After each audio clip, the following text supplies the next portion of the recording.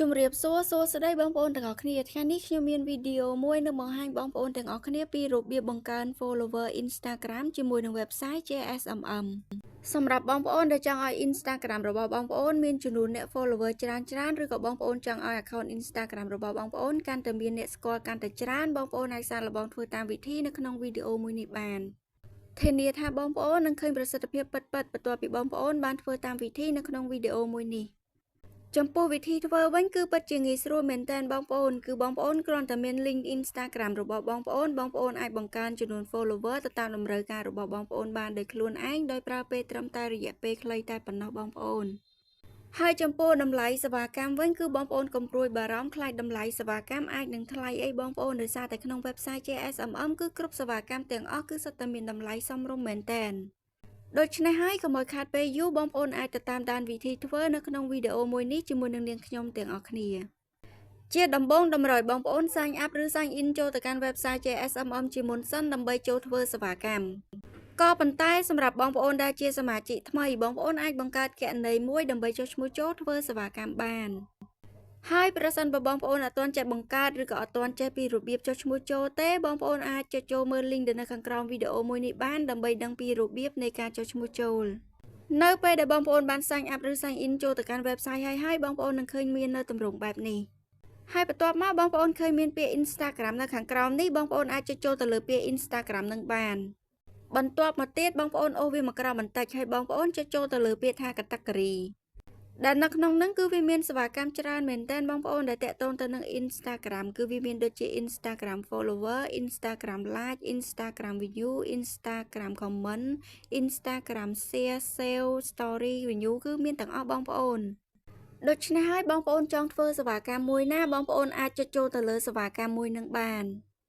ហើយសម្រាប់បងប្អូនដែលចង់ធ្វើសេវាកម្មតាក់ទងទៅនឹងការបង្កើនចំនួន follower Instagram បងប្អូនអាចចុចចូលទៅលើសេវាកម្មដែលមានពាក្យថា Instagram follower បានហើយនៅក្នុងហ្នឹងគឺវាមានសេវាកម្មផ្សេងទៀតដែលតាក់ទងទៅនឹងការបង្កើនចំនួន follower Instagram គឺវាមានដូចជា Instagram follower base Instagram follower chippy all flag tab working និង Instagram follower flag off បងប្អូនអាចចុចចូលជ្រើសរើសប្រើប្រាស់ទៅលើសេវាកម្ម Instagram follower មួយណាក៏បានដែរបងប្អូនហើយសម្រាប់ខ្ញុំគឺខ្ញុំជ្រើសរើសទៅលើសេវាកម្មដែលមានពាក្យថា Instagram follower chippy all flag tab working បន្ទាប់ពីបងប្អូនបានចុចចូលជ្រើសរើសសេវាកម្មរួចរាល់អស់ហើយបងប្អូនអាចអូសមកក្រោមបន្តិចទៀតហើយបងប្អូនចុចចូលទៅលើពាក្យថា service ដែលនៅក្នុងនឹងថែមទៀតគឺវាមាន service ជាច្រើនប្រភេទសម្រាប់ឲ្យបងប្អូនចុចចូលជ្រើសរើសប្រើប្រាស់ទៅតាមតម្រូវការរបស់បងប្អូនហើយរាល់ service ទាំងអស់គឺសុទ្ធសឹងតែជា Instagram follower all account ដែលមានចំនួន 250k ក្នុងមួយថ្ងៃ all flag tabs គ្រាន់តែ service នីមួយៗគឺវាមានតម្លៃខុសគ្នាតិចតួចបងប្អូន service ខ្លះក៏មានតម្លៃរៀងខ្ពស់និង service ខ្លះទៀតក៏មានតម្លៃទាបចឹងណាបងប្អូនក៏ប៉ុន្តែគឺវាអត់មានខុសគ្នាអីឆ្ងាយទេគឺវាខុសគ្នាតែបន្តិចបន្តួចទេបងប្អូនហើយបើនិយាយពី quality របស់ service ទាំងអស់ហ្នឹងវិញគឺធានា quality ជូនដល់បងប្អូនដូចគ្នាដូច្នេះហើយបងប្អូនស្រឡាញ់ពេញចិត្តទៅលើ service មួយណាបងប្អូនអាចចុចចូលជ្រើសរើសប្រើប្រាស់ទៅលើ service មួយនឹងបានហើយសម្រាប់ខ្ញុំក្នុងថ្ងៃនេះគឺខ្ញុំជ្រើសរើសទៅលើ service ដែលមានលេខកូដ 2277នៅពេលដែលបងប្អូនបានចុចចូលជ្រើសរើស service រួចរាល់អស់ហើយបងប្អូននឹងឃើញមានពាក្យ link នៅខាងក្រោម service ហ្នឹងដែលនៅត្រង់កន្លែង link នេះផងដែរគឺតម្រូវឲ្យបងប្អូនចូលទៅ copy link Instagram របស់បងប្អូនចូលដើម្បីទាញយក link Instagram របស់បងប្អូនបានបងប្អូនចូលទៅកាន់ account Instagram របស់បងប្អូនជាមុនសិនមកឧទាហរណ៍ខ្ញុំយក account មួយនេះដើម្បីធ្វើជាការបង្ហាញជូនដល់បងប្អូននៅពេលដែលបងប្អូនបានចូលទៅកាន់ account Instagram របស់បងប្អូនហើយបងប្អូនអាចចុចចូលទៅលើត្រេប3តូចៗនៅខាងលើនេះហើយបន្ទាប់មកបងប្អូនអាចចុចចូលទៅលើពាក្យថា copy profile URL នេះក៏បានឬក៏បងប្អូនចុចចូលទៅលើពាក្យថា QR code នៅខាងក្រោមនេះក៏បានដែរបងប្អូនហើយបងប្អូននឹងឃើញមាន QR code របស់ account Instagram របស់បងប្អូនហើយនៅខាងក្រោមហ្នឹងគឺវាមានពាក្យថា share profile និងពាក្យថា copy link បងប្អូនអាចចុចចូលទៅលើពាក្យ copy link នឹងបានបន្ទាប់ពីបងប្អូនបាន copy link account Instagram របស់បងប្អូនរួចរាល់អស់ហើយបងប្អូនអាចចូលទៅកាន់ website យើងវិញដើម្បីផាស link account Instagram របស់បងប្អូនចូលហើយបន្ទាប់ពីនឹងមកទៀតនោះគឺបងប្អូនអាចចូលទៅបំពេញចំនួន follower ដែលបងប្អូនចង់ប៊ូសនៅខាងក្រោមនេះបានដែលនៅក្នុងហ្នឹងគឺបងប្អូនអាចដាក់បានយ៉ាងតិចចំនួន10 follower ហើយយ៉ាងច្រើនរហូតដល់5លាន follower បងប្អូនគឺពិតជាច្រើនមែនតើ ដូច្នេះហើយបងប្អូនអាចដាក់ចំនួន follower ដែលបងប្អូនចង់បង្កើនទៅលើ account Instagram របស់បងប្អូនទៅតាមតម្រូវការរបស់បងប្អូនបានសម្រាប់ខ្ញុំធ្វើជាឧទាហរណ៍បងប្អូនគឺខ្ញុំដាក់ត្រឹមតែចំនួន10 follower ទេចំពោះឆាតនៅខាងក្រោមនេះវិញវាគឺជាតម្លៃសេវាកម្មនេះទៀតសោតគឺវានឹងគិតឲ្យបងប្អូនអូតូទៅតាមចំនួន follower ដែលបងប្អូនបានដាក់នៅខាងលើជាឧទាហរណ៍ដូចខ្ញុំបានដាក់ត្រឹមចំនួន10 follower អញ្ចឹងតម្លៃសេវាកម្មគឺស្មើនឹង 0.014 សេនក៏ប៉ុន្តែប្រសិនបើបងប្អូនដាក់ចំនួន follower នៅខាងលើនឹងច្រើនជាងនេះបងប្អូននឹងឃើញតម្លៃសេវាកម្មនៅខាងក្រោមនឹងវាអាចនឹងប្រែប្រួលកើនឡើងទៅតាមចំនួន follower ដែលបងប្អូនបានដាក់នឹងដូចគ្នាបងប្អូនកាន់តែបង្កើនចំនួន follower នៅខាងលើនឹងកាន់តែច្រើនតម្លៃសេវាកម្មនៅខាងក្រោមនឹងក៏វានឹងកាន់តែកើនឡើងទៅតាមនឹងដូចគ្នាបងប្អូន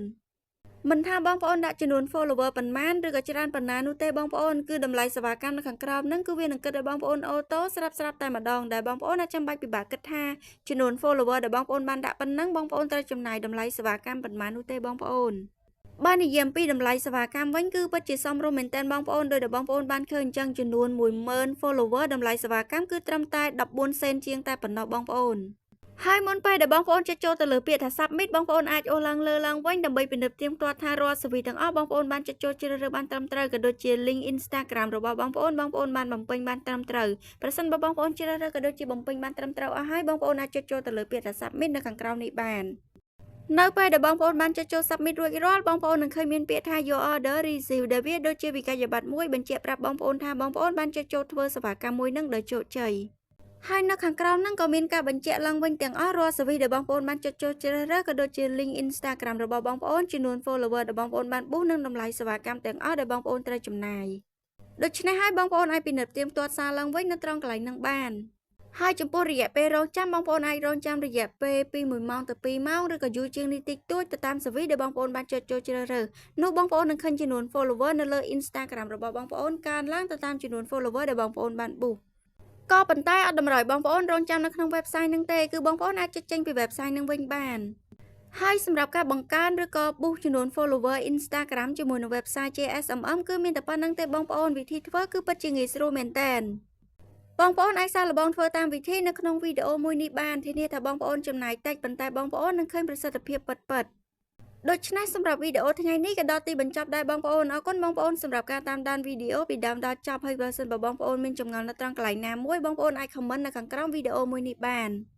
អរគុណបងប្អូនសម្រាប់ការតាមដានវីដេអូពីដើមដល់ចប់ហើយក៏សូមអធិស្ឋានផងដែរប្រសិនបើមានពាក្យពេចន៍ខុសឆ្គងឬក៏សំឡេងរំខានណាមួយជម្រាបលាបងប្អូនជួបខ្ញុំនៅវីដេអូក្រោយ